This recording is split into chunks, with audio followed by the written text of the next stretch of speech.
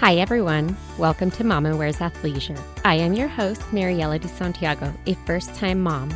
We focus on all things mom with tips to help make life easier and more organized for all you mamas out there.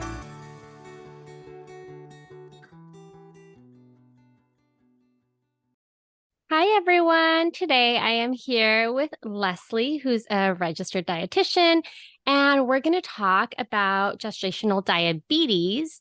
So, lots to learn about that topic, especially because everyone that goes through the whole pregnancy has to take that lovely test and drink that delicious drink, right? I have been a registered dietitian since 2013, so 10 years this October. And I have worked with pregnant women that entire time. About 4.5 years ago, I made the switch to specialize in gestational diabetes. I was actually working in a maternal fetal medicine doctor's office, which is essentially a high risk OB doctor's office.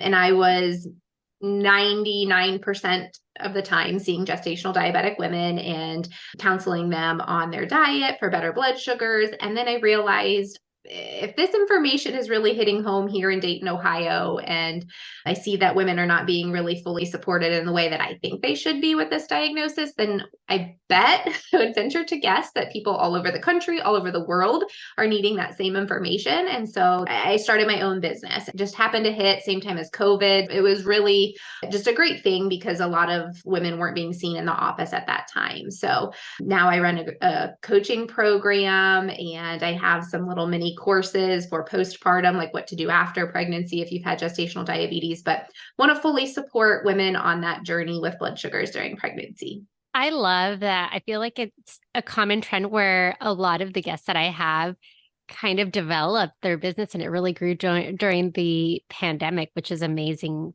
to hear and being able to be more accessible to a lot more people, right? Yeah. So anyway, that's a whole nother different topic. Let's go ahead and talk about gestational diabetes. So what is this? I feel like a lot of women hear about it. We all know that we have to take this drink and you sit and wait and test for it. Yeah. So gestational diabetes really is what it literally means is diabetes in pregnancy. So gestational diabetes, it is somewhat similar to type 2 diabetes. It's not as similar to type 1 diabetes, but it's strictly in pregnancy. So coming into pregnancy, you were not diagnosed with diabetes, and after pregnancy, it will go away. It's just for the duration of your pregnancy. And that's because the placenta that every woman has in pregnancy sends off these hormones that make us more insulin resistant. So some women are able to kind of compensate for that, and it's okay that insulin resistance doesn't turn into gestational diabetes. And for other women, it does. It turns into gestational diabetes. So it's really having blood sugar issues, technically diabetes, just during pregnancy. And what is it that triggers this in the expecting mamas?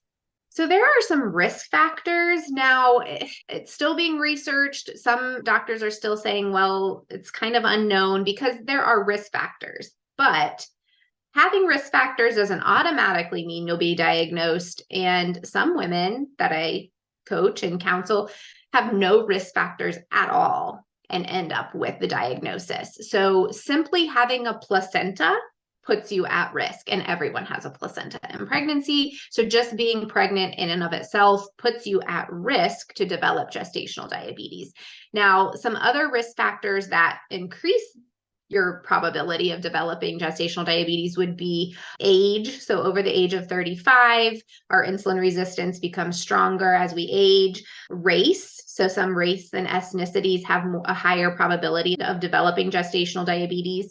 If anyone in your family has type 2 diabetes, that might mean there's a hereditary component there that could cause you to develop insulin resistance in pregnancy. PCOS, ovarian syndrome, can also cause insulin resistance. So if you have PCOS going into pregnancy, your blood sugars may have already been a bit elevated. You're more likely to develop gestational diabetes. Having had gestational diabetes in the past, more likely to develop it again. And then a lot of times you'll see weight or BMI being thrown out there as a risk factor, but really when we get down to it, it's not necessarily like a specific weight on the scale. It's the percentage of body fat a person has. So the more body fat that we have, the more insulin resistant we can become. So those are some of the risk factors. You could have none of those and still develop gestational diabetes though. Oh, fun. All of these things that you can and might have if you're pregnant, right? It's Right. just never ending list. Well, Right. what are some signs or some symptoms that you can kind of look for or start to just be more aware of, especially if it's before that time that you take this test? I think sometimes it can go unnoticed. Really, you might not know if you're experiencing high blood sugars, but some signs of high blood sugars would be excessive thirst, excessive urination, feeling really a high blood sugar. It can make you feel kind of yucky, like tired, lethargic, might be sleeping a lot after eating. So those are the key symptoms I would say for high blood sugars, but you might be walking around with some high fasting blood sugars, some high post-meal blood sugars and not ever know it. That's why it's really important to be screened. And I think if someone does have some of those risk factors I mentioned going into pregnancy, it might be a really smart idea to buy a glucometer that you can get at the pharmacy over the counter or grab one on Amazon and just test some random fasting blood sugars in the morning, test some post-meal numbers just to see how your blood sugars are kind of playing out even before the screening happens. So, does having this make a pregnancy a high risk? Is that kind of something that you would need to be concerned about? Hi, everyone. It's your host, Mariela. I wanted to thank you for listening and share some ways to show your continued support. You can rate and review on Apple Podcasts or Spotify. Share the show with friends and family. Buy me a coffee to help with the financial cost of running a podcast. Follow me on Instagram at Mama Wears Athleisure. And finally, subscribe to my newsletter. Thank you for listening. Yeah, so if you are diagnosed with gestational diabetes, technically your general OB provider is not qualified to manage gestational diabetes. So they should refer you to an endocrinologist or a maternal fetal medicine doctor who is a specialist for high risk pregnancy situations. Either one of those people would be the provider, would be the doctor to manage and look at your blood sugars and decide if and when you need medication. So it is high risk, but I think there's maybe a misconception. So if you have gestational diabetes and you are denoted as high risk pregnancy, that doesn't mean that your pregnancy isn't going to be healthy. It doesn't mean that there's automatically going to be these like high risk situations that happen. You can totally manage your blood sugars and have a completely healthy pregnancy and deliver a healthy baby. Thanks for clarifying that, because I feel like when you hear the word higher risk, it automatically you become nervous as an expecting person, right? Like, what does that mean? Am I going to be okay? Is the baby going to be okay? What can I do? So if you end up having this and thus end up being considered high risk, what can you eat? How can you help kind of control and manage this to ensure that the pregnancy is as stable and as healthy as possible?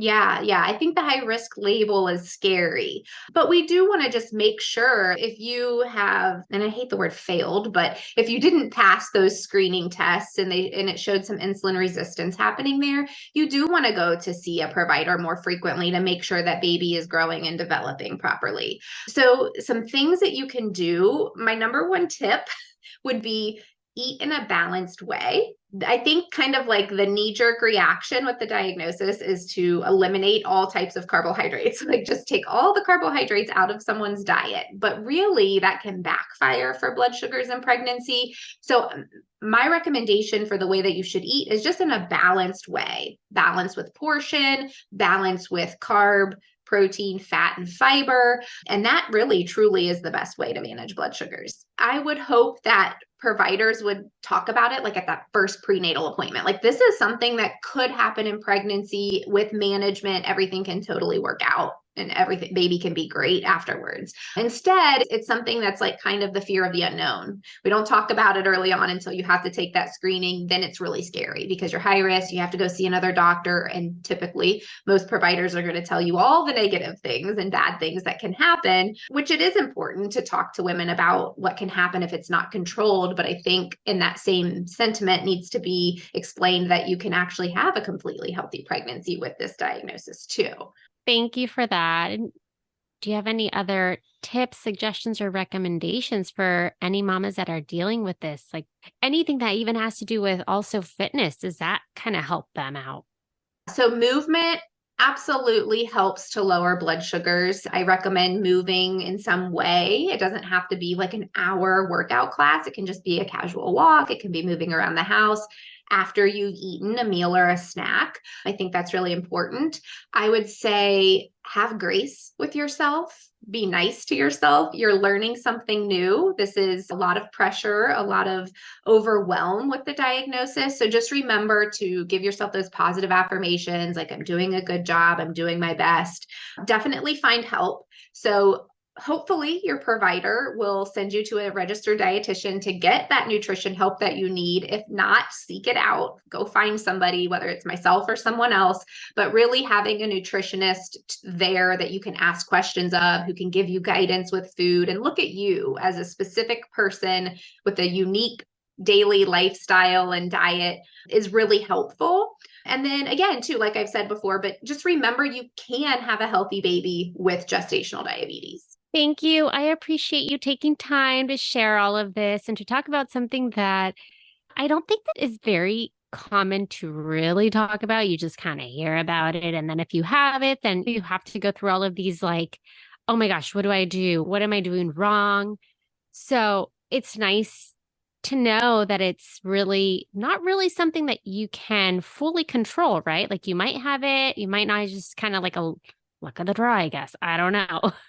Yeah, I mean, right. And I think if, like, for people who have some of these risk factors going into pregnancy, if you even know that, right? Like sometimes you don't know what you don't know until you have a diagnosis. But if you know that you have some of these risk factors, doing things like eating in a balanced way right away, as soon as you become pregnant, incorporating exercise, trying to manage stress, trying to get good sleep, hydrating well, like all of these things matter. And sometimes that's all it takes to manage blood sugars. And maybe you don't get diagnosed with gestational diabetes. But I think it's really important to be balanced in all ways of life, nutrition and other, for managed blood sugars. Thank you. You're welcome. Thanks for having me. Thank you for listening.